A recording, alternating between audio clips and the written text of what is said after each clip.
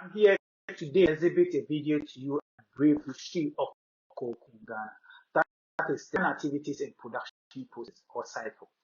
What was first introduced in Ghana in 1879 by Peter Kwashi, who brought seeds from Fernando Po, which is part of Equatorial Guinea. Top tribe in Ghana and soon spread across in Ashanti region.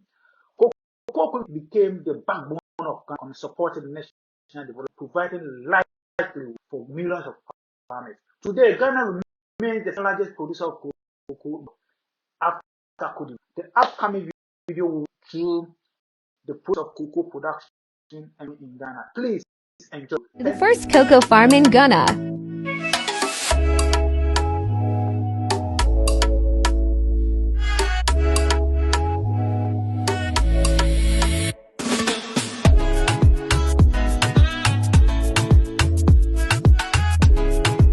Tatakorshi. Preparing cocoa seeds for nursery.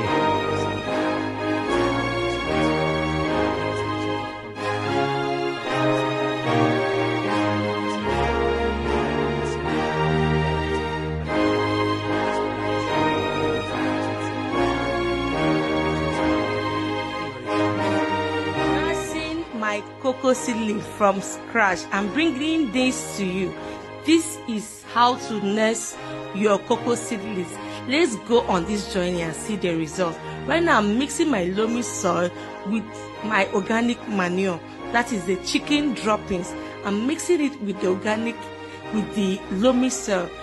After this, I'm gonna be putting them in a nursery bag, a black nursery bag. This is one of the best nursery bags you can find around this location. After this, I'm going to puncture the nursery bag so that when watering the seedlings, the water will not be stuck in the bag. At least it can drain off if it has excess water.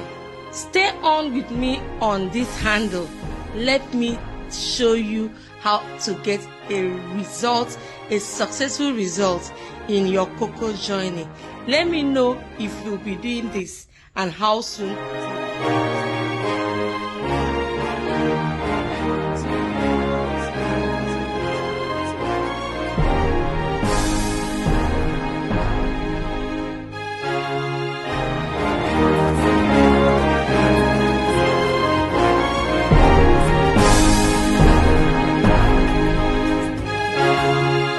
Watering them after germination.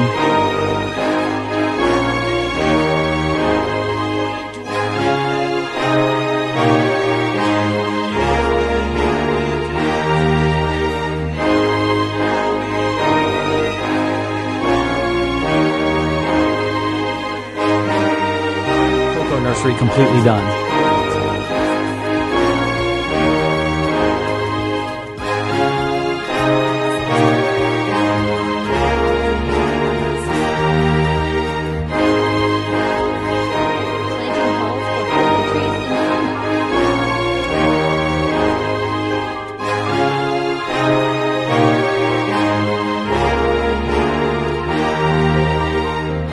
Applying organic manure to start transplanting.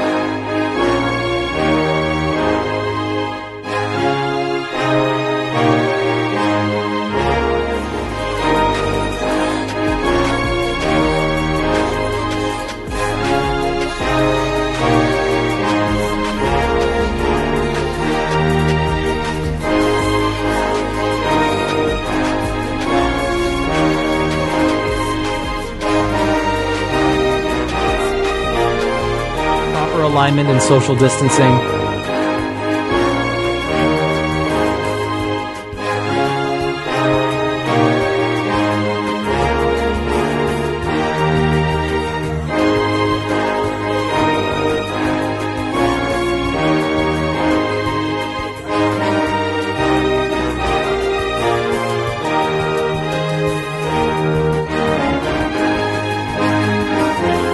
Cocoa plants growing after some months.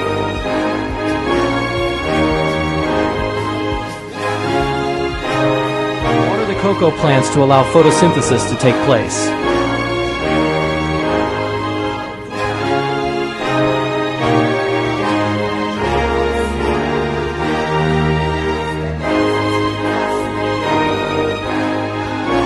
insecticide as pest and diseases control.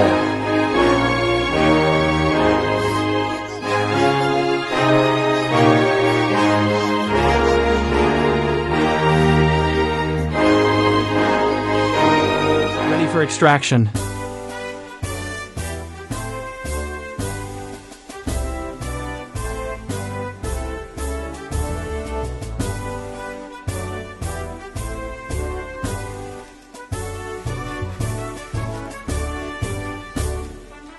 Pest and diseases control.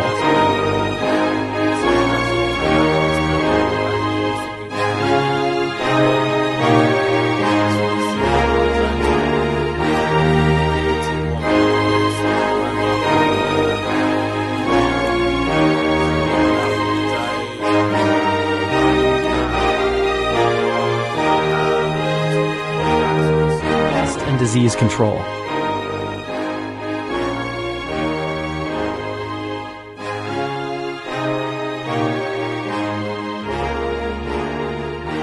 Cocoa farms and quality results.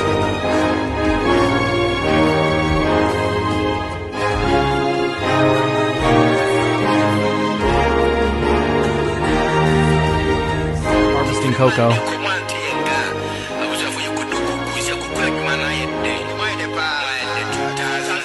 Final cocoa fruit.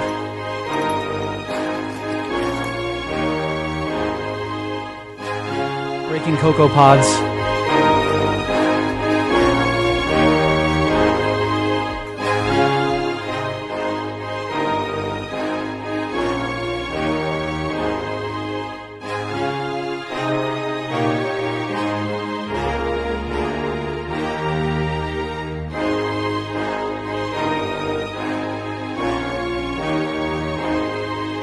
Cocoa farm tour.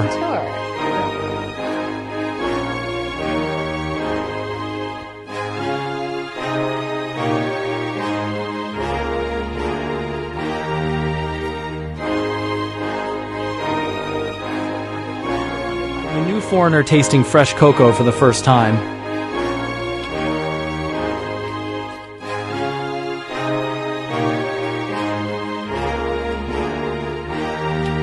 After separating the beans, leave it to ferment.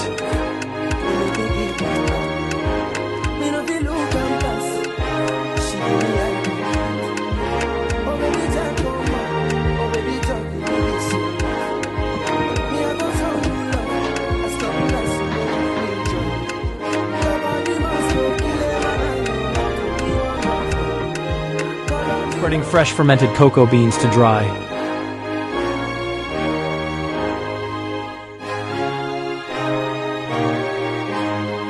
So she's working with some freshly fermented cocoa beans and spreading Drying cocoa beans after fermentation.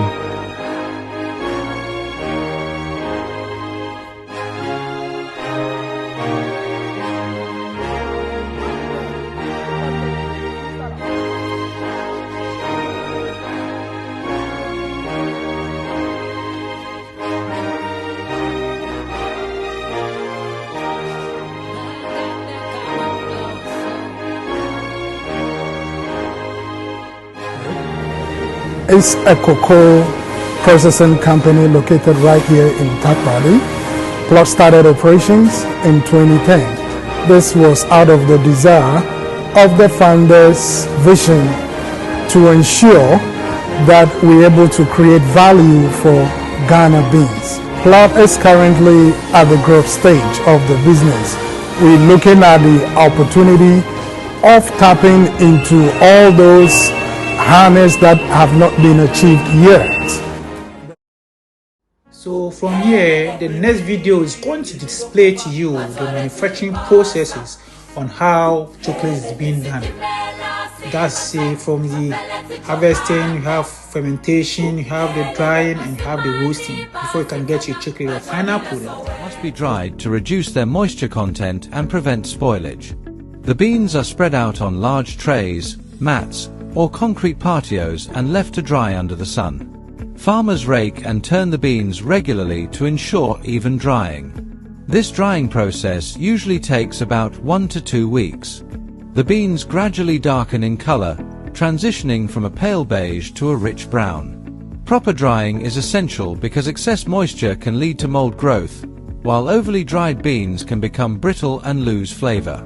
Once the beans are fully dried, they are bagged and shipped to chocolate manufacturers around the world. Roasting, enhancing the flavor.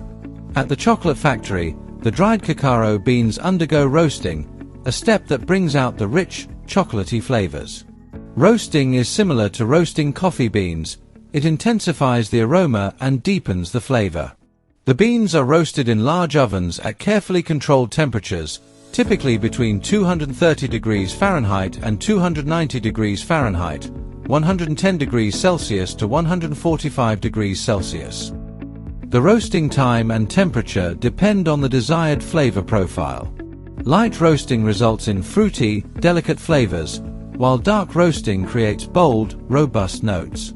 During roasting, the shells of the beans become brittle, making them easier to remove in the next step. The process also reduces bitterness and enhances the beans' natural sweetness. Cracking and winnowing, separating the nibs. After roasting, the cacao beans are cooled and passed through a machine that cracks them into smaller pieces. This step separates the outer shells from the inner cacao nibs, which are the edible part of the bean used to make chocolate. The winnowing process involves blowing air over the cracked beans to remove the lightweight shells while leaving behind the dense nibs. These cacao nibs are rich in cocoa solids and cocoa butter, the two main components of chocolate. The discarded shells are often repurposed as mulch or animal feed, ensuring that no part of the bean goes to waste. Grinding, creating cocoa mass. The cacao nibs are then ground into a paste-like substance called cocoa mass or chocolate liquor. Despite the name, chocolate liquor contains no alcohol. It's a pure blend of cocoa solids and cocoa butter. Grinding generates heat, causing the cocoa butter to melt and creating a smooth, thick liquid. This cocoa mass is the base for all chocolate products, from dark chocolate to milk chocolate and white chocolate. At this stage, the cocoa mass can be further processed into cocoa powder by removing most of the cocoa butter or used directly in chocolate making. Conching, refining the texture and flavor. Conching is a critical step in producing high-quality chocolate. During this process, the cocoa mass is mixed, aerated, and refined in a conche, a machine with rollers or paddles that knead the chocolate. This step can take anywhere from a few hours to several days, depending on the desired outcome. Conching smooths out the chocolate by breaking down any remaining particles and eliminating unwanted acidic flavors. It also allows the chocolate's natural aromas to develop fully, resulting in a rich, velvety texture and balanced flavor profile. Sugar, milk powder, and other ingredients, such as vanilla or emulsifiers, are often added during conching to create different types of chocolate. Tempering, achieving the perfect texture. Tempering is the process of carefully heating and cooling the chocolate to stabilize the cocoa butter crystals. Proper tempering is essential for creating chocolate with a shiny appearance, smooth texture, and satisfying snap. During tempering, the chocolate is repeatedly heated and cooled to specific temperatures. This process encourages the formation of stable cocoa butter crystals, which prevent the chocolate from melting too quickly or becoming dull and grainy. Tempered chocolate is easier to mold, coat, and shape, making it ideal for creating chocolate bars, truffles, and other confections. Molding and cooling, shaping the chocolate. Once tempered, the liquid chocolate is poured into molds to form bars, chips, or other shapes. Vibrating machines are used to remove air bubbles and ensure the chocolate fills every corner of the mold. The molds are then cooled in a controlled environment to solidify the chocolate. Cooling typically takes place in a refrigerated room, where the temperature is carefully regulated to maintain the chocolate structure and texture.